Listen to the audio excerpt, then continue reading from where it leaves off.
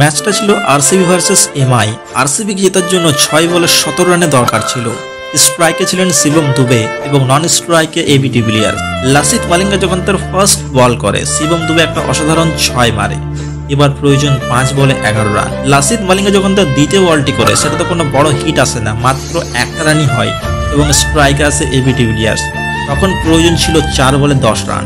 মালিঙ্গার তৃতীয় বলটা তো এবি ডিভিলিয়ার্স একটা রান নেয়। এবার প্রয়োজন 3 বলে 9 রান। ম্যাচের মধ্যে খুব টান উত্তেজনা, খুব টেনশন, ম্যাচটা কে জিতবে।